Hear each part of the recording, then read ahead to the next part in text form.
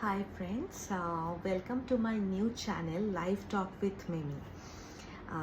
এই চ্যানেলটা বেসিক্যালি যেগুলো নিয়ে আমি এই চ্যানেলটাতে আলোচনা করব সেটা হচ্ছে যে আমাদের আস্তে আস্তে এটা তো কলিযুগ চলছে, তো আমাদের সব কিছু আগের থেকে আমাদের জীবনে চলার পথে নিজেদের যে নীতিগুলো, যে ধর্ম কর্ম নীতি, তো সেইগুলোর মধ্যে না কোথাও একটা নিয়ন্ত্রণ হারিয়ে যাচ্ছে, আনব্যালেন্সড লাইফ হয়ে যাচ্ছে। তো সেটার যদি কনসিকুয়েন্সেস মানে পরিণতি আমরা দেখছি, তো আমরা ওভার স্ট্রেসড হয়ে যাচ্ছি লাইফে।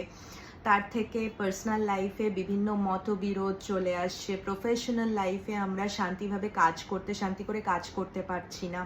তো বিভিন্ন ক্ষেত্রে বিভিন্ন সবার সাথে মানিয়ে নিয়ে চলতে পারছি না। তো এরকম বিভিন্ন ছোট ছোট টুকরো অনেকগুলো প্রবলেম আমাদের জীবনে চলে আসছে। প্রবলেম তো সবার জীবনেই আছে, মানে প্রবলেম না থাকলে একটা জীবন সম্পূর্ণ হয় না। বাট এই প্রবলেমগুলো কিন্তু আমরা নিজের মতো করে সলিউশন করতে পারি, আমরা সলভ করতে পারি। তো সেটাই কিভাবে করলে জিনিসটা পুরোটা আমাদের নিয়ন্ত্রণে আসবে বা আমরা সুন্দর করে জীবনটাকে শান্তি করে চালাতে পারবো, এই পারপাসে আমার এই চ্যানেলটা। আমি জাস্ট একটু তোমাদের সাথে ডিসকাস করব। তো ফার্স্টেই আমি জানাই শুভ দীপাবলির শুভেচ্ছা, ভালোবাসা সবাইকে। জাস্ট আমাদের দুদিন আগেই দীপাবলি গেছে। তো কালী পুজো চলে গেছে, ভাইফোঁটা চলে গেছে, এরপর আবার back to pavilion, back to work, back to family, সমস্ত কিছু মানে আমাদের যত এনজয়মেন্ট খুশির মুহূর্তগুলো কেটে গেছে। তো এবার আমরা আবার যে যার কর্মরত হয়ে পড়ছি রাদার। এছাড়া আমাদের পার্সোনাল লাইফের সাথেও দৈনন্দিন যে ডেলি লাইফ আমাদের চলে পার্সোনালি, তো সেগুলোর সাথেও আমরা আরও ইনভলভড হয়ে যাব। তো আমি ফার্স্ট যেহেতু আজকে আমি চ্যানেলটা তোমাদের সাথে স্টার্ট করছি, স্টার্টিং, তো আমি ফার্স্ট জীবনের না কিছু খুব টুকরো ছোট ছোট কয়েকটা নীতি নিয়ে একটু আলোচনা করব, যেগুলো একটু স্পিরিচুয়ালও এবং যেগুলো একটু এথিক্যালও সাইমালটেনিয়াসলি। তো যেমন আমরা যখন আমাদের জীবন চালাতে চাইব, শ্রীকৃষ্ণ যখন গীতাতে শ্রীকৃষ্ণ বলেছেন, মহাভারতের সময়ও ইনফ্যাক্ট, যে আমাদের না ছটা মূল যে ধর্ম জীবনের, তো সেগুলো যদি আমরা কন্ট্রোলে রাখতে পারি, তাহলে আমাদের সব কিছুই আমরা সুন্দর করে একটা নিয়ন্ত্রণ করে লাইফটাকে চালাতে পারবো। সেই ছটা জিনিসই আমাদের লাইফটাকে কিন্তু লিড করে। তো সেটা কখনো বেশি হয়ে গেলে সেটা বাজেভাবে আমাদের মিসলিড করে, সেটা কম হলে সেটাও মিসলিড করে। তো এই 6 ভাইসেস হলো আমাদের যে লাইফে, তো এই 6 ভাইসেস কি আমাদের লাইফে, সেটা একটা মানুষের জীবনে, সেটা হচ্ছে কাম, ক্রোধ, লোভ, মোহ, মদ আর মাৎসর্য। এই ছটা ভাইসেস আমাদের জীবনকে পরিচালিত করে। ফার্স্ট আমরা যদি কামে চলে আসি, তাহলে দেখব কাম কি। কাম হচ্ছে লাস্ট যে কোনো জিনিসের প্রতি অনিয়ন্ত্রিত ইচ্ছা, সেটাকেই আমরা কাম বলে থাকি। অনিয়ন্ত্রিত ইচ্ছা কিন্তু খুব ক্ষতিকর, যেটা আমাদের জীবনটাকেও অনিয়ন্ত্রিত করে দেয়। যেমন আমরা যদি কোনো জিনিসের ওপর আমরা বাচ্চাদের যখন শিশুরা বায়না করে, অতিরিক্ত বায়না একটা জিনিসের ওপর করে, তাকে আমরা জেদ বলে সেটাকে সাথে সাথে থামানোর চেষ্টা করি, কেউ বকে থামানোর চেষ্টা করি, কেউ ভালোবেসে তাকে আপন করে নিয়ে ভোলানোর চেষ্টা করি। কারণ সেই মুহূর্তে এত অতিরিক্ত আকাঙ্ক্ষা যেটা জেদে পরিণত হয়, অতিরিক্ত চাওয়াটা জেদে পরিণত হয়, সেটা জীবনকে ক্ষতি করে দিতে পারে। মানে সেটাই মাথার মধ্যে বসে যায়, আমরা সেটার বাইরে অন্য কিছু আর চিন্তা করতে পারি না।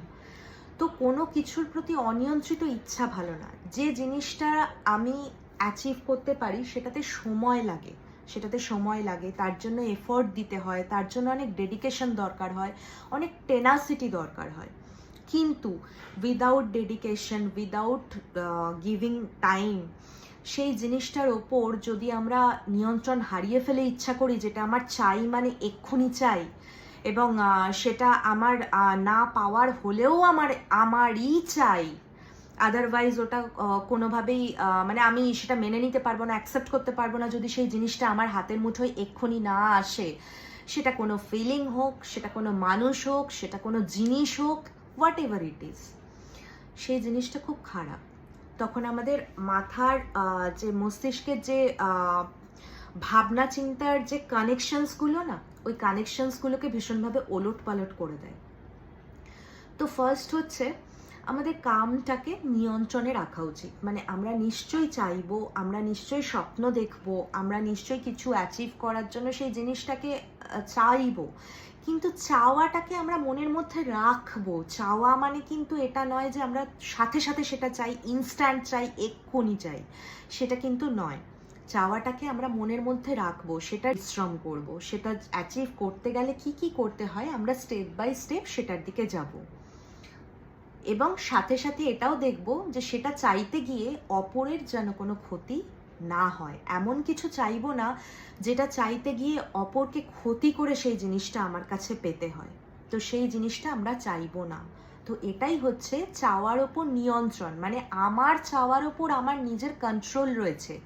সেই চাওয়াটা আমার মাথার ওপর বসে আমাকে পেন দেবে না, তবে সেই চাওয়াটা কাম হয়ে যাবে, যেটা আমাকে পেন দেবে, তো সেটা হয়ে যাবে আনকন্ট্রোলড।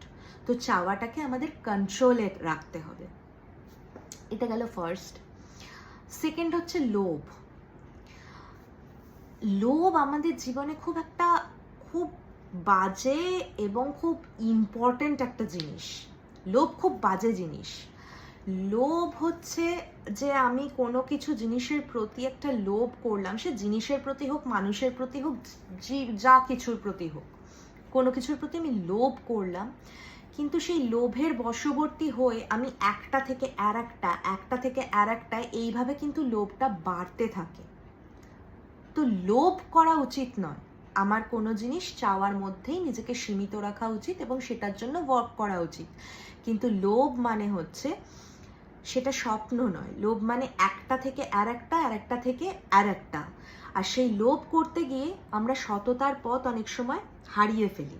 যেই লোভ করে সততার পথ এক সময় না এক সময় সে লোভ করতে গিয়ে হারিয়ে ফেলে। তো এমন কিছু কাজ আমরা করব না যে আমাদের সততার পথ হারিয়ে ফেলতে হয়। সততাই মানুষের কিন্তু পরম ধর্ম। যা কিছুই আমরা করি মনটা সৎ থাকা উচিত, পরিষ্কার থাকা উচিত।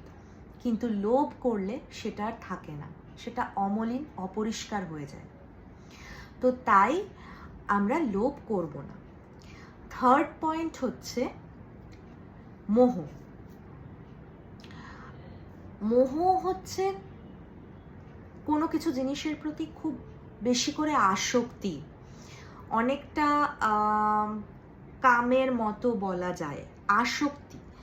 আসক্তি কাম হচ্ছে কোনো জিনিসের প্রতি এক্ষুনি চাই, মানে এক্ষুনি চাই, সেটার জন্য একটা নেশাগ্রস্ত টাইপ হয়ে যাওয়া। কিন্তু মোহটা হচ্ছে কোনো কিছুর উপর মায়া, আসক্তি বা মায়াতে জড়িয়ে পড়া। এটা যদি একটা নর্মাল এক্সাম্পল আমি দিই তাহলে আরও মানে বোঝাটা আরও ইজি হবে। যে অনেক সময় আমি এটা আমার গুরুজনরা বা মা বাবা তুলনীয়রা আমার অন্যায় নেবেন না, বাট এটা আমাকে বলতে হচ্ছে ফর অ্যান এক্সাম্পল, যে অনেক সময় হয় না মা বাবারা ছেলে মেয়েদের প্রতি এত বেশি মায়াগ্রস্ত হয়ে পড়ে, এত বেশি তাদের উপর মায়া বা মোহ চলে আসে যে সেই ছেলে মেয়ে অন্যায় করছে কিনা কোনো কাজে সেটা তারা দেখে না, তারা বুদ্ধি বিবেচনা নষ্ট করে ফেলে। মানে সেটা তারা ইনফ্যাক্ট দেখতেই চায় না যে সেটা অন্যায় না ন্যায়। আমার ছেলে করছে, আমার মেয়ে করছে, দ্যাট মিনস এটা ঠিক করছে, রাইট থিং, কারণ সে আমার মেয়ে বা ছেলে। তো এই জিনিসটাই হচ্ছে মোহ বা আসক্তি, যেটা তাকে তার বুদ্ধি বিবেচনাকে অন্ধ করে দিচ্ছে, নষ্ট করে দিচ্ছে। তো সেই মোহটা কিন্তু ঠিক না। অতিরিক্ত মোহ একেবারেই ঠিক না।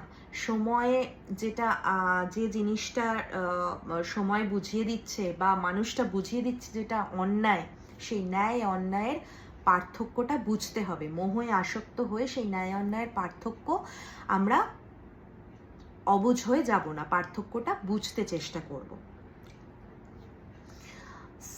ফোর্থ হচ্ছে ক্রোধ, যেটা খুব বাজে জিনিস, যেটা নিয়ন্ত্রণে না থাকলে আমরা অনেক কিছু জিনিস হারিয়ে ফেলি। ক্রোধ যদি নিয়ন্ত্রণে না থাকে তাহলে আমরা জীবনের অনেক কিছু জিনিস হারিয়ে ফেলি, সে পার্সোনাল লাইফে হোক বা প্রফেশনাল লাইফে হোক, যে কোনো লাইফে।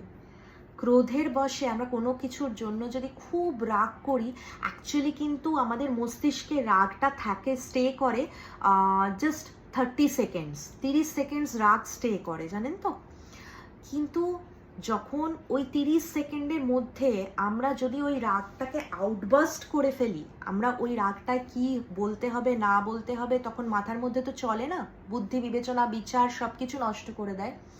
তো তখন যদি আমরা ওই ওয়ার্ডিংগুলো যদি মুখ থেকে বের না করি বা আমরা রিয়াকশনটা না দেখাই আমাদের চোখে মুখের এক্সপ্রেশনে, আমাদের বডি ল্যাঙ্গুয়েজে, সেইটুকু যদি আমরা কিছুক্ষণের জন্য কন্ট্রোল করতে পারি, 2-3 মিনিটের জন্য যদি কন্ট্রোল করে নিতে পারি নিজেকে, তাহলে সেই রাগ থেকে আমরা নিজেকে মুক্ত করতে পারবো।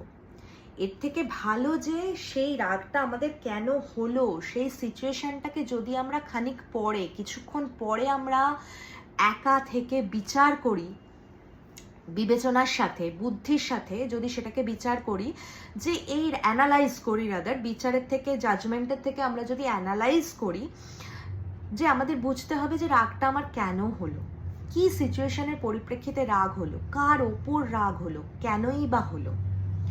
তো এই 3টে জিনিস কি যদি আমরা বিচার করি, সেক্ষেত্রে আমরা আস্তে আস্তে বুঝতে পারবো, অ্যানালাইজ করতে পারবো এই 3টে মানে 3টে বেসটাকে, কিসের কিসের পরিপ্রেক্ষিতে আমাদের রাগটা সৃষ্টি হলো সেটাকে আমরা অ্যানালাইজ করতে পারবো।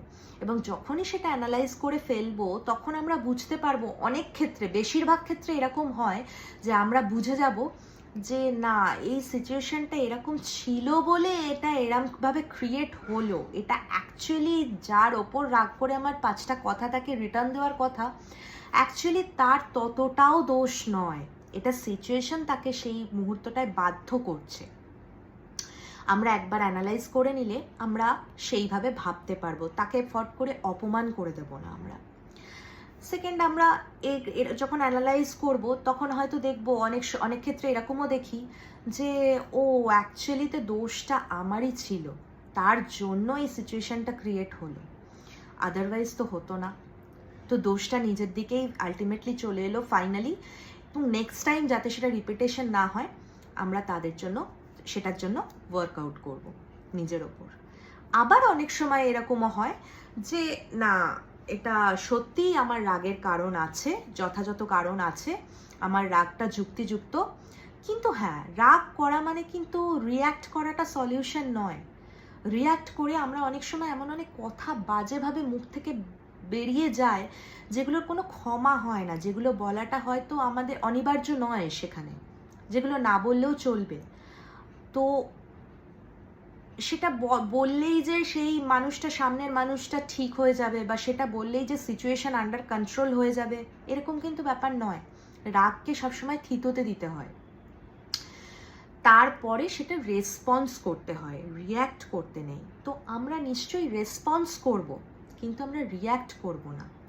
যদি রেগে দেখি যে আমাদের রাগটা যথাযথ, সেখানে মনে মনে যে রাগটা হচ্ছে সেটা যথাযথ যদি পরে অ্যানালাইজ করে দেখি, তাহলে সেই জায়গা থেকে হয় নিজেকে সরিয়ে নেব, আদারওয়াইজ সেই জায়গাটাকে ঠিক করার চেষ্টা করব, নিজের মতো করে সুন্দর করে ঠিক করার চেষ্টা করব। কিন্তু কখনো বাজে কথা দিয়ে বা গায়ে হাত তুলে বা কোনো কিছু নিয়ন্ত্রণের বাইরে করে রিয়্যাক্ট করে নয়, আমরা রেসপন্ড করব শুধুমাত্র, মানে সেটাই আমরা সাড়া দেব।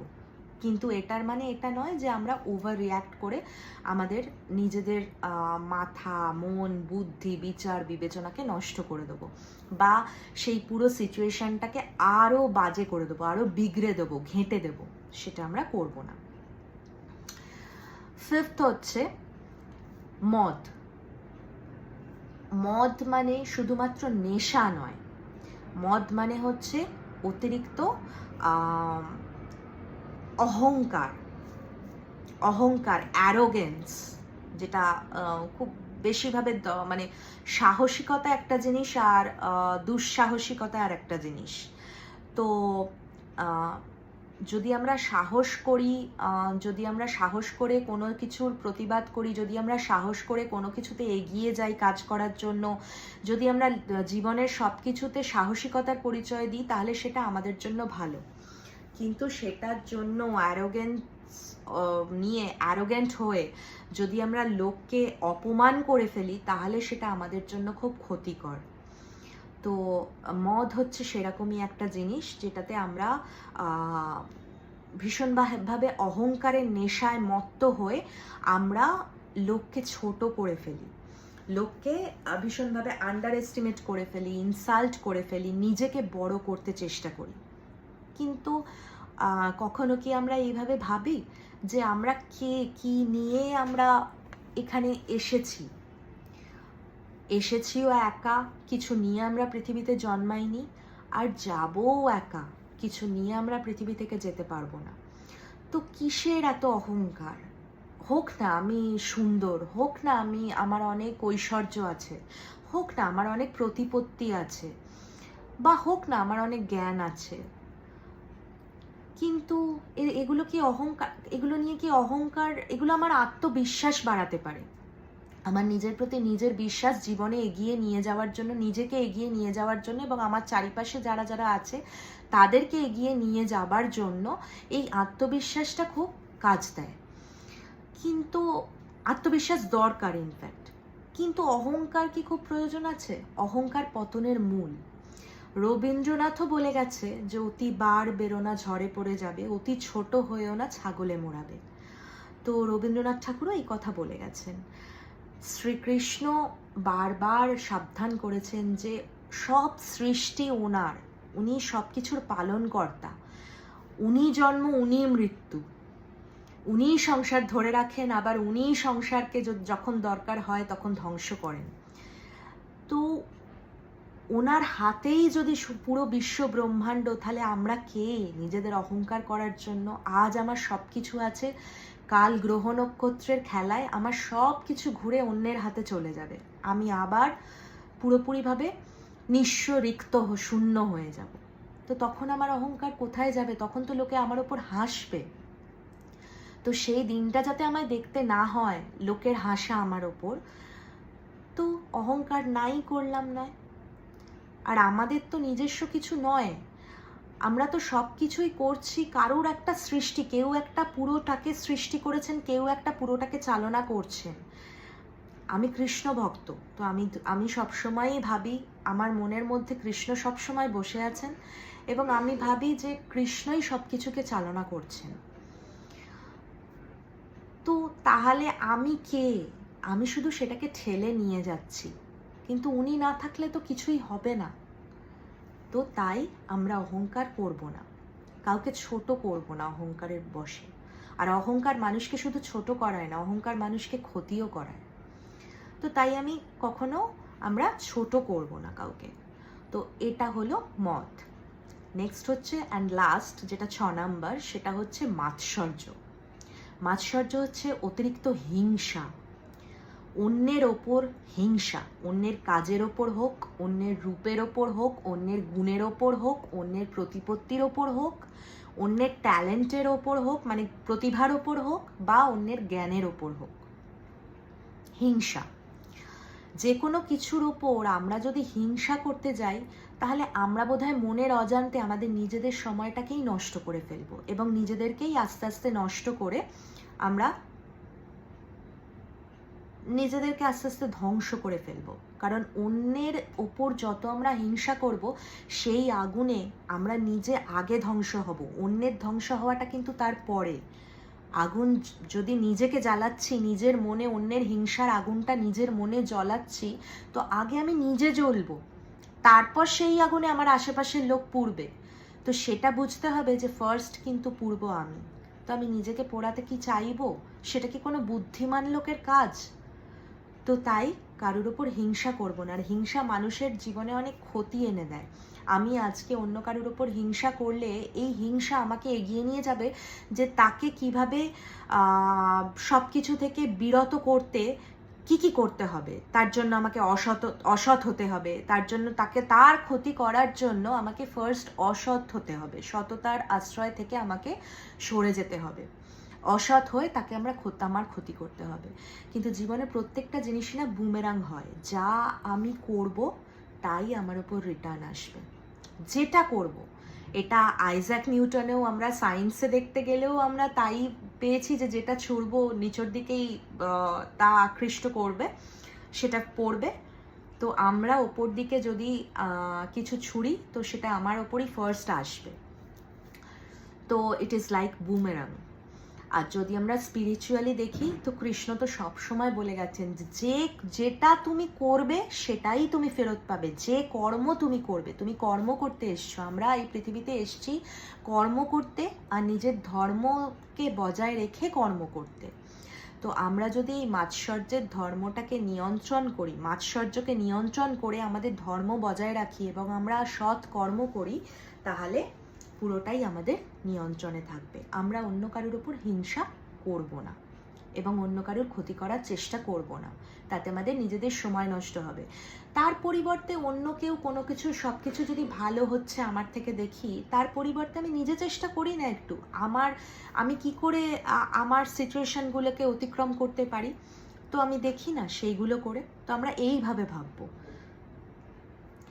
তো আমাদের কাম, ক্রোধ, লোভ, মোহ, মদ, মাৎসর্য এই ষড়রিপু থেকে নিজেদের কিভাবে নিয়ন্ত্রণ করতে হয় অল্প করে ছোট্ট করে আমি আপনাদের এক্সাম্পল দিয়ে বললাম।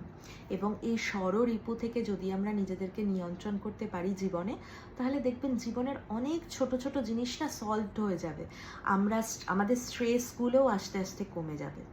তো আজকের ভিডিও আমাদের এইটুকুই ছিল। চ্যানেলটা প্লিজ সাবস্ক্রাইব করবেন। আমি প্রত্যেক দিন এরকম ছোট ছোট কিছু বিষয় নিয়ে, স্পিরিচুয়াল এবং এথিক্যাল কিছু বিষয় নিয়ে আমি আলোচনা করব। যদি আপনাদের ভালো লাগে তাহলে চ্যানেলটা প্লিজ সাবস্ক্রাইব করবেন। লাইভ টক উইথ মিমি আজকে এ পর্যন্তই ছিল। আমি আমার ভিডিও শেষ করব ওম নমঃ ভগবতে বাসুদেবায় নমঃ এই বলে। টাটা।